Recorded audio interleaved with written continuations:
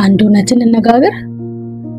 ልክ እግዚአብሔር ያለው ቦታ ላይ ነኝ ብላችሁ ስታስቡ ሁሉም ነገር ይዘበራረቃል።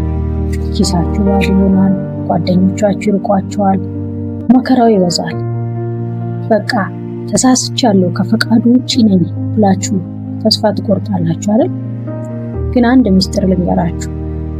ይሄ የገጠማችሁ ፈተና በትክክለኛው መንገድ ላይ መሆናችሁ ማረጋገጫ ሊሆን ይችላል። ባለፈው ክፍላችን 7ቱን ምልክቶች አይተናል። ዛሬ ደግሞ ሰይጣን መንገድ ላይ የሚጥልባችሁን 4 ትልልቅ ወጥመዶች እናያለን። አንደኛው መሰናክል ተቃውሞ ነው። ብዙ ሰው እግዚአብሔር ካለበት ሰላም ብቻ ነው ብሎ ያስባል። ግን ጌታ ኢየሱስ ምን አለ? በዓለም ሳላችሁ መከራ አለባችሁ። ልብ በሉ፣ ጭብጨባ የሌለበት ቦታ ላይ ከሆናችሁ ዓለምን እየረበሻችሁ ነው ማለት ነው። መከራው የመጣው በትክክለኛው መንገድ ላይ ስላላችሁና ሰይጣንን ስላስፈራራችሁት ሊሆን ይችላል። አይዟችሁ፣ እርሱ ዓለምን አሸንፏል። ሁለተኛው ዝለት ነው። ትሰራላችሁ፣ ትጸልያላችሁ፣ ግን ምንም የሚታይ ነገር የለም። ታዲያ ለምንድን ነው የለፋሁት ትላላችሁ። ነገር ግን ገበሬውን አስቡት። ዘሩን ከዘራ በኋላ በሳምንቱ መከራ አይሰበስብም። ገላትያ 6:9 ምን ይላል? በአንዝልም በጊዜው እናጭዳለን።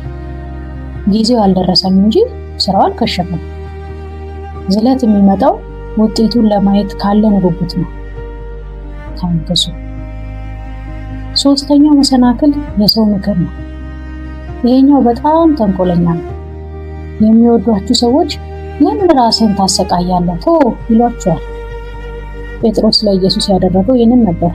አይሁንብህ አለ። ኢየሱስ ግን ምን አለ? ወደ ኋላ ሂድ አንተ ሰይጣን ነው ያለው። ለሰዎች ጥሩ የሚመስለው ምክር ለእግዚአብሔር ጠላት ሊሆን ይችላል። የሰውን አስተሳሰብ ሳይሆን የፈጣሪን ድምጽ ብቻ ስሙ።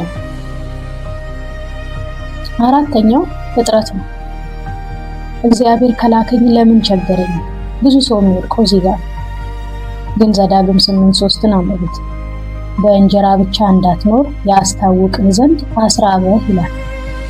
እግዚአብሔር ያስራበው ሊያጠፋው ሳይሆን በእርሱ መታመንን ሊያስተምረው ነበር። እጥረት የመጣው ለዓላማ የሚያስፈልግህን እምነት እንድትገነባ ነው። ባዶነታችሁ የመለኮት መሙያ ቦታ ነው። ስለዚህ መሰናክል ሲመጣ ቆምኩ አትበሉ፣ ድልድይ አድርጉትና ተሻገሩት። 4ቱንም መሰናክሎች አልፋችሁ ወደ ተዘጋጀላችሁ ድል እንድትደርሱ አበረታታችኋለሁ። በመለኮታዊ ዓላማችሁ ጽኑ። ይህንን ቪዲዮ አሁን ለሚቸገር ጓደኛችሁ እንዲደርስ ሼር አድርጉት። ሰብስክራይብ በማድረግ ቤተሰብ ሁኑ። በሚቀጥለው ክፍል እስክንገናኝ በድል ተመላለሱ። ሻሎም።